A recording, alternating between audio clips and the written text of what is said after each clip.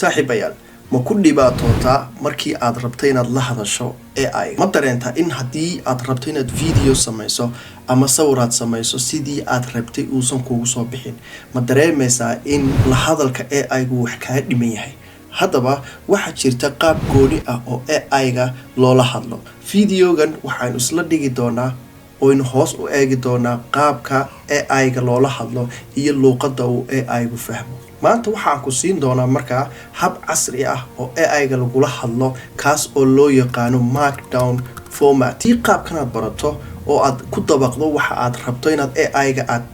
ku samayso waxa uu isagna ku siinaya natiijooyin cad oo lagu kalsoonaan karo haday noqoto in aad agency samaynayso hadii ay noqoto in aad video samaynayso iyo hadii ay noqoto in aad sawir samaynayso hadii aynu sawirkan isla eegno markdown formatinku sida caadiga ah qaabka uu AI-gu fahmo hadii H1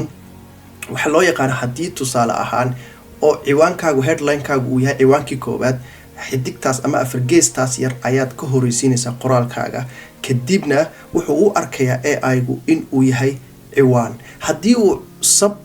ama ciwaan ka hooseeyo kii hoose uu yahay ciwaankaaga koobaad markuu yahay kaas hadii uu yahay ciwaanka aad rabtay inaad weydiisana ciwaankii ka hooseeya waxaad ka dhigaysaa calaamada yar ee afargeesta laba mid wuxuu u arkayaa inuu yahay ciwaan labaad hadii ciwaan saddexaad aad weydiinaysana sidoo kale saddex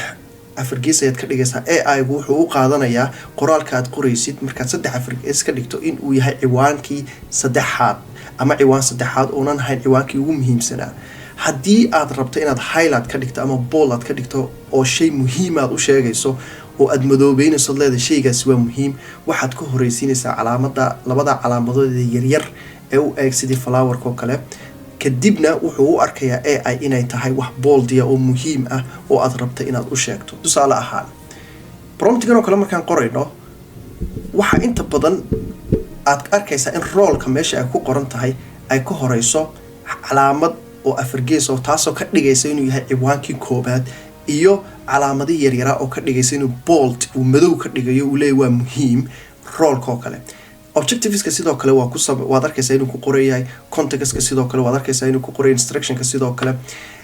instructionska markii la joogo instructionska koobaad oo kale waxaad arkaysaa inuu laba afargees yahay taas micnaheedu ay tahay in uu yahay ciwaankii labaad markii aad rabto markaa in lagula hadlo AI waxa uu u baahan yahay 5 shay inaad siiso si uu markaa uu kugu soo saaro tilmaamooyin aad iyo aad u fiican qaybta koobaad marka aad hadalkaaga ku bilaabayso waxa loo yaqaan role kan ama roolka waxaad ku dhex qoraysaa oo AI-ga ugu sheegaysaa waxa aad rabto in uu noqdo tusaale ahaan waxa aad tahay sawir sameeye ama waxa tahay caawiyo waxyaabahaas promptiyada aanu qorno inta ugu badan waxaad arkaysaa inaanu raacino you are an expert waxaas you are waxaas marka waa inaad roolka koobaad waa inaad u sheegtaa horta AI-gu waxa aad ka rabto in uu yahay marka aad u sheegto AI-ga roolkiisa oo adigu waxaas ayaa tahay qaybta labaad ee aad qoraysid ciwaan uga dhigayso waa objectiveska oo ah ujeedada aad ka damacsantahay ama waxa aad ka damacsantahay inuu sameeyo hore waxaad ugu sheegtay in uu yahay waxaas ama kadibna objectiveska waxa weyn aad u sheegto waxa le wuxuu qaban lahaa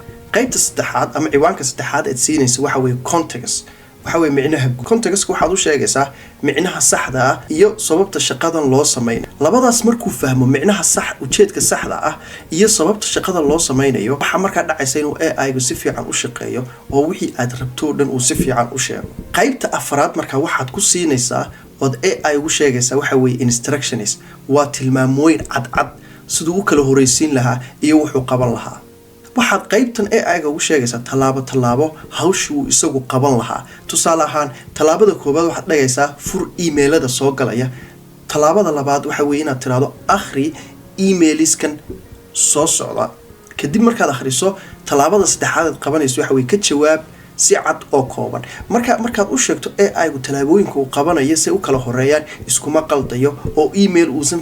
furin uusan akhrin kama jawaabayo oo ma dirayo horeyna ugama dirayo waa inuu marka hore fahmaa uu kadibna marka hore waa inuu furaa kadibna fahma kadibna oo ka jawaaba qaabka markaad u siiso qaybta saddexaad uga dhigto instructions tilmaamu qaban lahaa qaybta shanaad waxaad samaynaysaa markaa notice sababtoo ah AI-gu laga yaabaa in uu waxyaabo qaar oo halkii hore halkii dambe isku qaso marka note-ku wuxuu kaa caawinayaa isagoo kooban oo summary ah inaad wixii aad ka damacsanayd iyo talaabadii oo kooban aad u sheegto kadibna wuxuu haynayaa wixii aad adigu siiso dhan qaabkii aad u rabtay ayuuna u shaqeynaya marka qaabkaas markaad u kala saarsaarteed u samaysan role objectives context instructions iyo waliba note oo ah summary aad siinaysay ma ahan kaliya qoraal qurux badan oo aad kala dhigtay laakiin qaabkani waxa uu ku sameeyaa in waxalli iyo wixii aad ka rabtay AI-ga uu si qurux badan kuugu sameeyo tusaale ahaan waxaan haystaa inaan u sameeyay link waxaan rabaa inaan LinkedIn post generator prompt aan sameeyo AI iga caawinaya inuu LinkedIn-kayga ama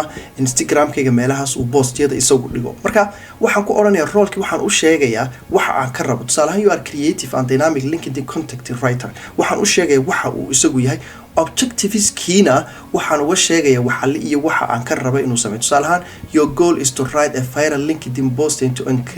encourage engagement and promote the two-day generative AI mastermind by out skills marka objectives-kiina waxaan uga sheegayaa waxa uu qaban lahaa shaqooyinku qaban lahaa contextkiina qaabkan oo kale waxaan u sameynayaa waxyaabaha uu sameyn lahaa labadaas markuu haysto markaa wuxuu sameynayaa in uu si fiican u shaqeeyo kadibna waxaan siinayaa instructions qaabkii uu isagu u sameyn lahaa oo ah who creation instructionkii koowaad instructionkii labaad uu sameyn lahaa kadibna instructionkii saddexaad uu sameyn lahaa ugu dambeyntiina waxaan siinayaa note markaas qaabkaas oo kale ayuu u soo saarayaa oo uu kala habeynaya qaabkii aanu rabnay iyo wixii aynu ka rabnay intaas ayaynu fiidiyowga tusaale ahaan ugu soo koobaynaa waxa aynu sameynaynaa 7 bisha November ee soo socota maalinta Jimcaha insha Allah 9 subaxnimo waxaynu sameyn doonaa in prompt engineering si faahfaahsan qofkii loo tuso tusaale ahaan fara badan loo tuso qaab sidaas waliba si kafsi fudud loo sameyn karana loo tuso waxaynu sameyn doonaa marka 10 Zoom ah oo free ah qof walba oo xiiseynayana uu ku soo beeri karaa waxa aad sameynaysaa kaliya just linkigan ayaad ku jiidaysaa hoosta formkaas ku soo baxaya ayaa waxa sameynaysaa magacaaga iyo magaca aabaha iyo numberkaaga ayaad ku qoraysaa hoostana waxaad ku soo qoraysaa waxaan xiiseynay prompt engineering kadib WhatsApp-kaaga ayaa linkiga Zoom-ka lagu soo diri karaa waa qof walba oo xiiseynaya ayaynu saa u sameynayna 30 daqiiqo waxaan idinku tusi doonaa promptiga tusaalooyin ka sii fara badan sidoo kalena waxaanu sameyn doonaa Q&A qof walba oo jawaabun ama su'aalun ay ku taaganto jawaab u baahan waynu uga jawaabi doonaa marka si aad u hesho waxa sameyn doontaa formkan aad arkayso linkigiisa qaybta description-ka ayaan dhigay hadii Facebook aad ka daawanaysan qaybta comment-iga ayaan dhigay ku jiid kadibna waxaad ku qoraysaa magacaaga iyo magaca aabaha iyo lambarka iyo inaad ku qorto hoosta waxaan xiiseynay prompt engineering kadib WhatsApp-kaaga ayaa linkiga Zoom-ka lagu soo diri doonaa halkaas ayaa inoo banaan 7 November qof walba oo xiiseynay prompt engineering si faahfaahsan u sii barto